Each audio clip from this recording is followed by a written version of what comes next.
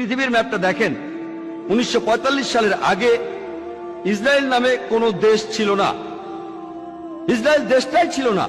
এই ইহুদি দলগুলি, এই দলগুলিকে সন্ত্রাসী বলে ডাকতো ব্রিটিশরা। তারা একটা ইহুদি রাষ্ট্রের জন্য লড়ছিল। পরে তারা শক্তি দিয়ে ইসরায়েল দখল করে আর প্যালেস্টাইনিদের তাড়িয়ে দেয়। এখন এই লোকগুলি প্যালেস্টাইনের লোকদের বলছে, যাদের দাবিটা আরো জোরালো, তাদের দেশ ফেরত চায়। এখন তাদেরকে সন্ত্রাসী বলে ডাকছে ইসরায়েলিরাই। চিন্তা করেন, হিটলার 60 লক্ষ ইহুদি মেরেছিলেন। তিনি ইহুদিদের বের করে দিয়েছিলেন। তারা প্যালেস্টাইনে যাবে কেন? প্যালেস্টাইনিরা তাদের জ্ঞাতি ভাইদের আমন্ত্রণ জানিয়েছিল।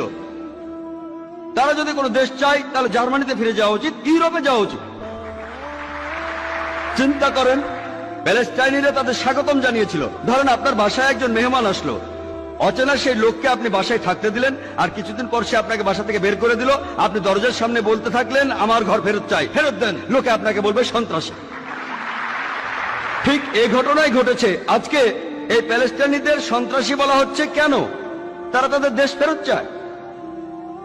আর এখন পৃথিবীর মানুষ, বিশেষ করে উন্নত দেশগুলির মানুষ, তারা নির্বিকার ভাবে এই অন্যায় মেনে নিচ্ছে।